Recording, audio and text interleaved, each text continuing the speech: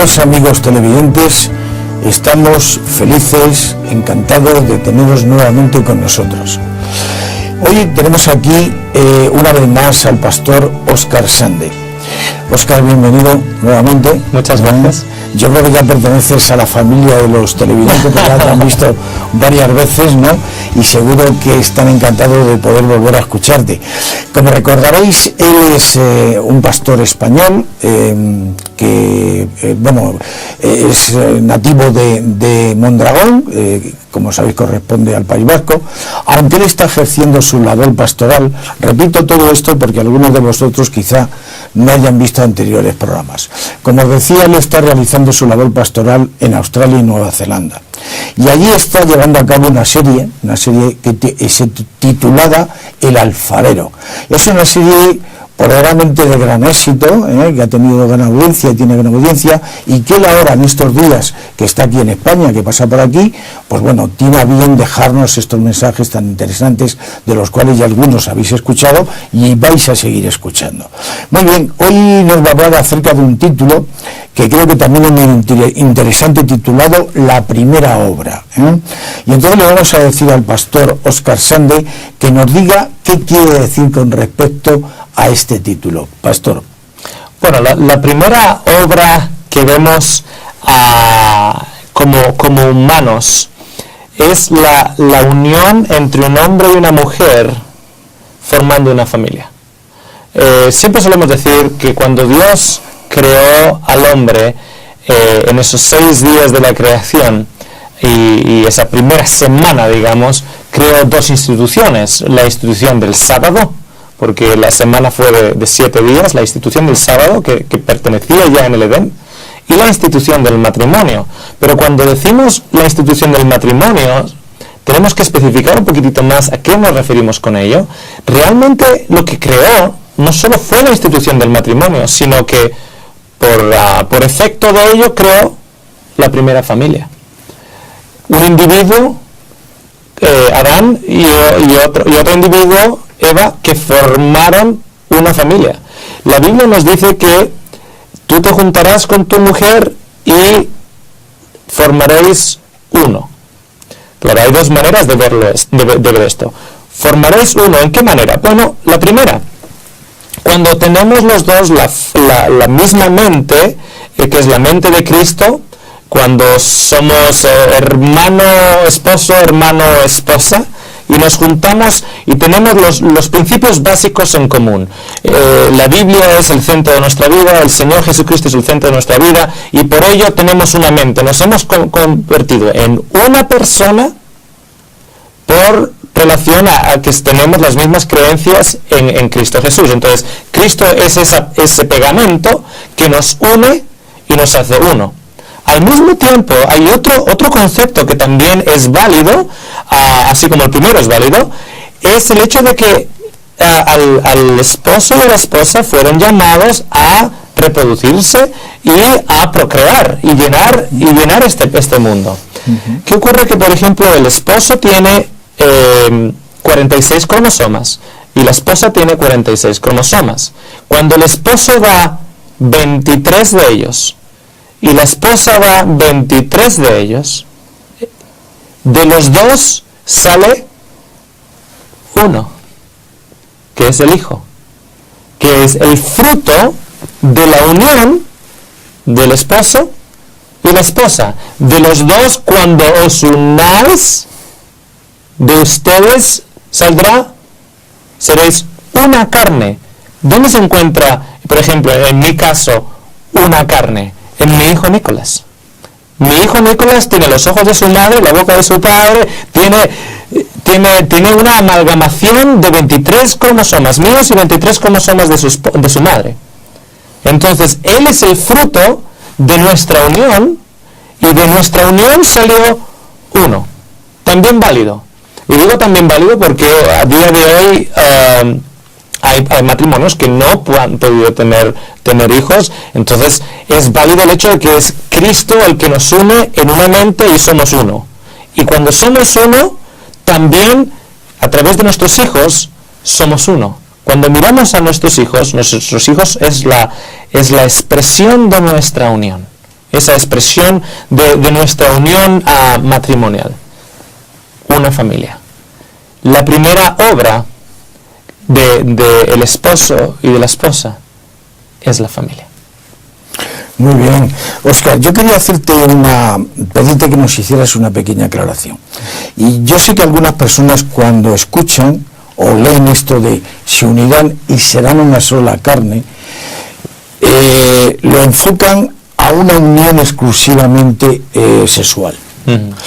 Y yo diría, si no hay algo más que todo eso, se unirán y serán una sola carne, que yo creo que hay gente que el concepto sí lo tiene bastante claro y otros que lo ven exclusivamente como una unión carnal. Yo diría que se unirán y serán una sola carne, no solamente en un acto sexual, sino a lo largo de su vida, en el comportamiento de su vida. Serán uno en lo que hagan. En cómo eduquen a los hijos, en cómo se comporten a lo largo de su vida, en el trabajo, etcétera, etcétera. O sea, no es exclusivamente, yo creo, a lo que hace referencia a la Biblia como una unión exclusivamente sexual, sino que conlleva algo más. Efectivamente, es una unión de mentes en Cristo Jesús. Y como tú bien dices, esa unidad a la hora de educar a los hijos, esa unidad a la hora de planear las vacaciones, esa unidad que tenemos que entender cuando nos unimos con otra persona en matrimonio, que tenemos que tener ciertas cosas en común. Esa unidad también de ciertos gustos. Si a ti te gusta salir a todas partes y viajar por el mundo y tu esposa es la persona más sedentaria que puede caer en la tierra, entonces evidentemente va a haber también un poquito de rozas y de qué manera podemos ser uno y al mismo tiempo manteniendo nuestras diferentes idiosincrasias. Esa unidad en mente que se encuentra tan solo en Cristo. De la manera en que nosotros nos unamos, imagínate una rueda con las diferentes varillas de esa rueda. Varillas se llaman, ¿no? Los radios de la rueda. Y que yo estoy aquí en un lado, en uno de los radios, y mi esposa está aquí en otro de los radios. El centro de esa rueda es Cristo. Cuanto yo más me acerco al centro de la rueda, que es Cristo Jesús, y mi esposa más se acerca al centro de la rueda, que es el Señor Jesús, cuanto más cerca nos acerquemos a Cristo, más cerca vamos a acercarnos el uno al otro. Y cuanto más cerca estemos en Cristo, más unamente vamos a ser en Él y entre nosotros. Entonces, lo que el enemigo de las almas se ha dispuesto a hacer, la primera obra del enemigo de las almas también es destruir la familia. Claro. Y eso lo vemos en su primera obra.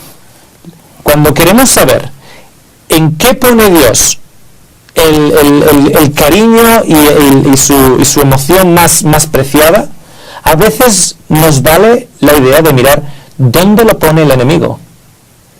Porque aquello que el enemigo da importancia para romper o destruir, entonces es porque tiene una importancia divina. Claro. ¿Cuál fue la primera obra que el enemigo trató de destruir? La unión entre Adán y Eva.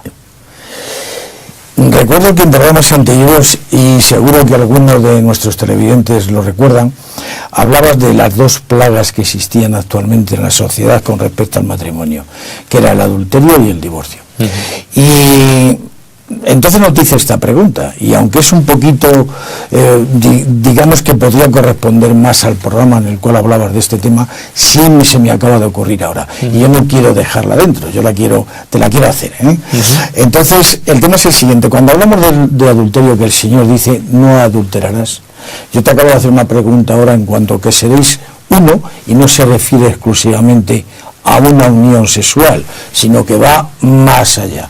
Cuando hablamos no cometerás adulterio, cuando hablamos de esto, el cometer adulterio es exclusivamente carnal, cuando me acuesto con otra persona que no es mi mujer, o con otro hombre que no es mi marido, o cuando yo dentro del hogar, sin hacer, estoy maltratando a mi pareja, la estoy asediando, hay con ella un maltrato psíquico o físico, ¿no lo puedo considerar también adulterio? Efectivamente, es una cuestión, una pregunta muy adecuada, por el hecho de que tenemos que entender que la Biblia es una palabra de principios. Y a veces somos un poquitito cortos de vista y vemos como que todo fuera una lista de compras. No cometerás adulterio y lo vemos solo como lo literal y no vemos al mismo tiempo que hay un principio por detrás. Cuando el hombre está más casado con los amigotes que con su esposa, está cometiendo una especie de adulterio emocional o espiritual, porque él se debe a su esposa. No digo que no haya que estar con los amigos, pero sabemos de hombres que, vamos, parece que está casado con los amigos en lugar de con la esposa. Cuando hay una especie de daño emocional, hay también un adulterio espiritual y emocional, no físico, pero ¿cuántos hombres a nivel físico, por ejemplo, nunca se han acostado con ninguna otra mujer, pero están enganchados al internet? Uno podría decir en los canales pornográficos, y nunca se ha acostado literalmente con una persona. Pero eso es un adulterio. Es un adulterio. Claro. Es adulterio porque el Señor nos dice que aquello que tú veas, como si tú ves y deseas de una manera de lujuria a una mujer, ya has cometido adulterio. ¿Dónde? En el corazón. ¿Qué es lo que el Señor Jesucristo nos está diciendo?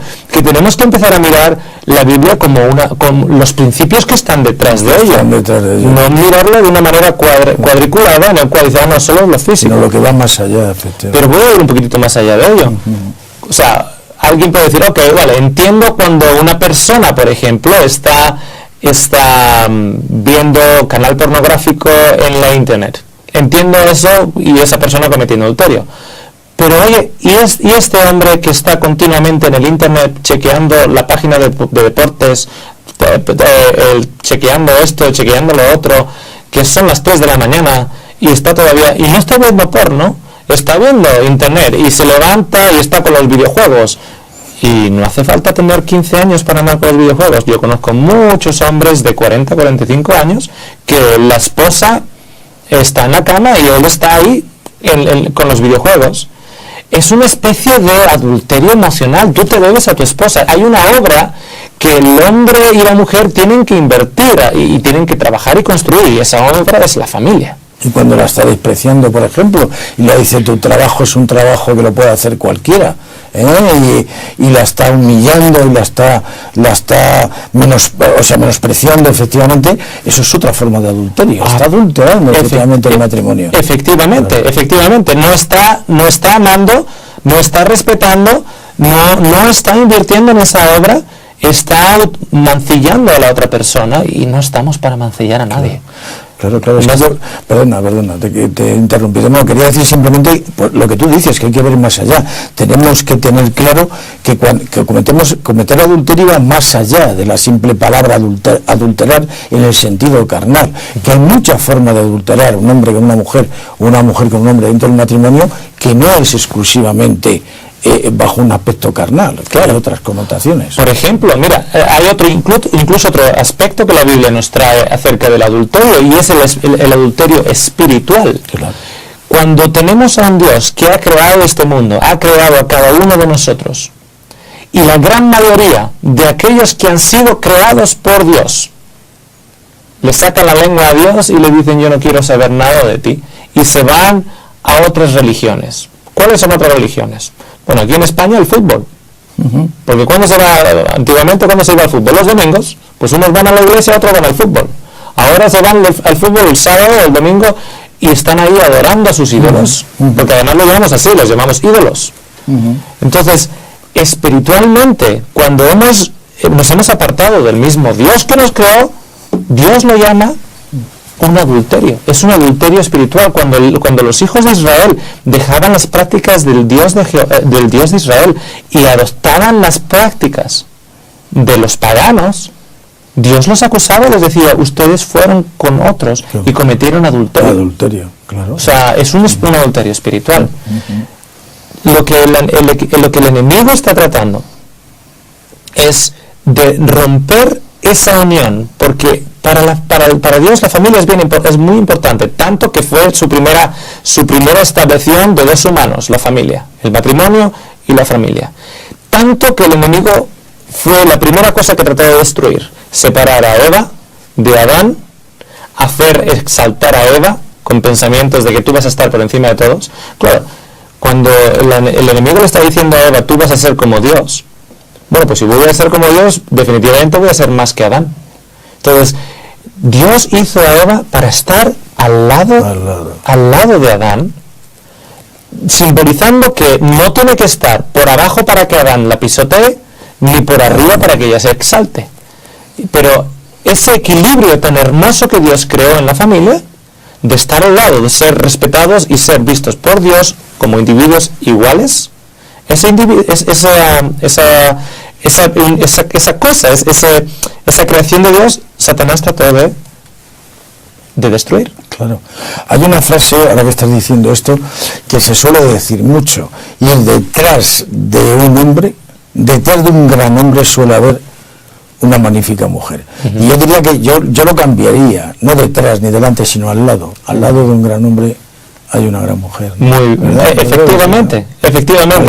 Entonces, tenemos que observar qué es lo que Satanás en sí está tratando con los matrimonios de hoy en día, con las familias de hoy en día. Exactamente lo mismo que trató anteriormente: tratar de separarlos. Tratar de separarlos. Su función principal, a él le encanta el divorcio. En la Biblia nos dice que Dios odia el divorcio. Odia. ¿Por qué a veces se permite, y la Biblia de hecho permite circunstancias en las cuales personas se divorcien? Nuevamente es la excepción, la excepción, no es la regla. Es digamos, prevenir un mal mayor, tal vez. Hay excepciones que el Señor dice, bueno, en este caso, si ustedes ven que no hay otra solución, el Señor da, digamos, esa autoridad de poder divorciarse. Pero al mismo tiempo nos avisa: si es por mí y no por la dureza de vuestros corazones, por mí, si a mí me preguntáis, mi plan era el siguiente: odio el divorcio y quiero que ustedes estén unos en familia. La mayor representación que un hijo tiene de Dios es en el papá y en la mamá. Esa es la mayor representación que él tiene. Cuando él, por ejemplo, ve que el papá ama a la mamá, el niño está siendo educado en el carácter de Dios. Cuando a ese niño le preguntan, ¿cómo es Dios? Y cuando ese niño dice, Dios es amor, porque se lo han dicho en la iglesia, o lo ha leído en la Biblia, o etc., ese niño entiende lo que significa Dios es amor, porque lo ve en el papá, a la mamá. Cuando él le dice, ¿y cómo es Cristo? Cristo era amor. Cristo se daba por otros. ¿Dónde lo ha visto? A la mamá. La mamá que se sacrifica por todos en la casa, que atiende a todos. Sí, la mamá dice, el movimiento feminista moderno dice, no, eso es la humillación de la mamá. No. Es la educación del niño de cómo es Cristo, de cómo Cristo es. Cuando la mamá está orgullosa de el esposo que tiene, y a todos los que hablan le habla del esposo. Es como Cristo, a todos los que hablaban les hablaba del Padre. Entonces, cuando tenemos un matrimonio en que él está amando a su esposa, ella está respetando a su esposo, y tenemos un hijo observando, ese hijo está siendo educado en el carácter de Dios y en el carácter de Jesucristo cuando estuvo aquí en la tierra. Jesucristo no estuvo acá para ganar gloria para sí mismo. Jesucristo estuvo acá para servir. Y cuando eso lo puede ver del papá y la mamá, él ve cómo es Dios. Cuando tú vas a la iglesia o vas a un niño en la calle y le preguntas, ¿cómo es Dios? Dice, Dios es rencoroso. Solo me deja pasar una. Y luego si me equivoco, ¡pam! ¿De dónde lo ha sacado? ¿De dónde ha sacado ese concepto de Dios? En la casa, en la familia. Ahí es donde lo ha visto. Sí, porque yo creo que tú estarás de acuerdo de que los hijos verdaderamente es para ellos bastante más importante el testimonio que lo que se les dice. Lo que ven es bastante, más fundamental, digamos, que la palabra, ¿verdad?, que los consejos que le puedas dar. Y luego, por supuesto, si das algún consejo y no eres consecuente con lo que estás diciendo, también verdaderamente estás estropeando la obra. Pero para ellos es más importante lo que están viendo, el comportamiento, que lo que le puedes estar diciendo, ¿no? Claro. La imagen. Por eso muchas veces se habla del machismo, no el machismo, pero es que, por ejemplo, hay familias, y esto de hecho es así, se sientan en la mesa y se ponen a comer, y hay 2 niñas y 2 niños, vamos a suponer que tienen un matrimonio, 2 niñas y 2 niños, 4 hijos, y a la hora de fregar los platos, las que se levantan es la mamá y las 2 niñas, y los que se quedan sentados el papá y los 2 niños. Entonces, ¿qué pasa? Claro, eso se está viendo, lo están viendo desde pequeños, ¿no? Y es algo que se va transmitiendo. Entonces, efectivamente, es lo que vemos en el hogar, tanto a nivel espiritual como en comportamientos, lo que verdaderamente luego se va a reflejar en un futuro, ¿verdad? Claro. Por ejemplo, en mi casa hay 2 personas que lavan los platos. Y una de esas personas no tiene que estar muy contenta en estos momentos, porque yo estoy aquí ahora en España, es mi hijo, la otra persona soy yo, así que nos dividimos los platos en la casa.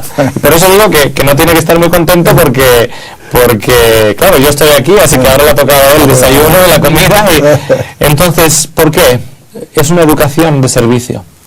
Yo veo a Cristo en mi mente, me imagino a Cristo con 13 años levantándose rápido para recoger la mesa. Entonces, en mi casa, lo que mi hijo ha visto y lo que mis hijas han visto ha sido su padre levantarse y lavar los platos. Eso es lo que han visto. Y al mismo tiempo, mi esposa ha visto pues ese detalle, y ella hace cosas por mí. Yo hago cosas por ella. Ella hace cosas por mí. Lo que un hombre no puede estar esperando es esa satisfacción sexual que esperan de las mujeres, pero tienen la mujer esclava durante todo el día, lavando platos, Quítale un poquitito de trabajo a tu mujer y tal vez ella te pueda responder y no esté tan cansada de la agotada como hasta ahora, ¿entiendes? Entonces, una de las imágenes que quiero presentar en esta charla es esa imagen de Cristo en la familia. La mayor imagen que un joven o que un niño tienen de Dios, o la imagen que tiene de Dios, es la que está extraída de la relación entre sus padres, entre ellos y para con Él. Si esa relación es incorrecta, la imagen que ese hijo tiene de Dios es incorrecta. De hecho, actualmente, uno de los frutos de esta sociedad tan secular que no quiere saber nada de Dios, uno de los frutos de ello es el hecho de que por muchos años las cristiandades vividas en el hogar fueron defectuosas. Claro. Fueron defectuosas. Fue una cristiandad rigurosa, fue una cristiandad donde era formas y no amor ni respeto. Era una cristiandad en las cuales se trataba de imponer unas regulaciones, de tú no sales hasta ahora y no sales y se usaba el nombre de Dios en vano. Efectivamente. Entonces, claro, los hijos que ahora ya son adultos, ahora ya tienen sus 40 años en la sociedad secular que vivimos aquí en Europa, y en Australia y en Estados Unidos y Nueva Zelanda también, son el fruto de una imagen errónea de Dios. Yo siempre digo, si tú no amas a Dios es porque tú no conoces a Dios. Efectivamente. Porque el concepto que tú tienes de Dios es erróneo. Yo estoy totalmente de acuerdo, Óscar, contigo, y en base a lo que estás diciendo, yo diría que el problema que ha existido efectivamente de que la sociedad se haya ido apartando de Dios es que ha tenido una mala información. Ha tenido una visión de Dios distorsionada, porque si le conocieran verdaderamente y leyeran la Biblia, le conocieran verdaderamente, no se hubieran apartado de Él. Yo creo que además ha sido una sociedad que se ha fijado más en aquellos que hablaban de Él que en Él mismo, y como el comportamiento de aquellos que hablaban de Él no era el de Él mismo, lo cual es normal, puesto que son hombres, y como tales hombres son pecadores, entonces se han fijado en lo que esos hombres hacían, pero no se han fijado que el único que no les va a fallar, el único que es puro y el único que es un verdadero ejemplo es aquel que está ahí arriba, porque los demás, aunque hablen de Él y aunque se suban en cualquier púlpito, en cualquier plataforma, pues no dejan de ser hombres y se pueden equivocar.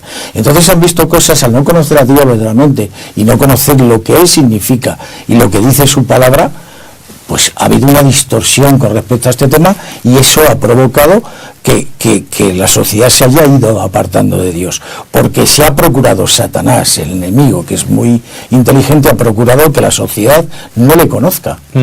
Ya incluso antaño sabemos que lo que se perseguía era la gente que leía la Biblia. Claro. Se perseguía a la gente que leía la Biblia. Claro. E incluso se la llegaba hasta condenar y tachar de brujería, porque es lo que él pretendía, que no se conociera a Dios, ¿no? Y ha sido una cosa, bueno, pues que ha ido logrando a través de los tiempos. Por supuesto. Una de las cosas que todavía me choca, a pesar de ser español, de haber crecido en este país, por el hecho que llevo 18 años en Australia, una de las cosas que todavía me choca cada vez que vengo a España es la realidad de que este país nunca fue tocado por la Reforma. Ajá. La Reforma que enseñaba las verdades bíblicas. Entonces, ahora tenemos un país que está rechazando a Dios, pero al mismo tiempo Dios nunca fue expuesto acá.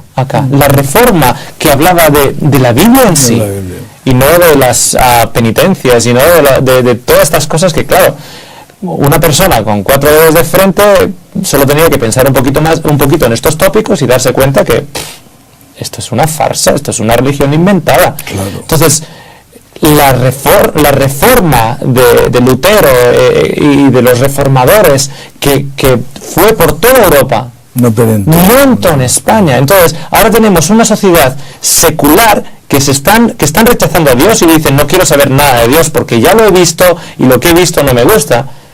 Pero qué tragedia, porque lo que han visto no es Dios. Está vestido de Dios, se hace pasar por Dios o por cristiandad y están rechazando eso que yo mismo rechazo.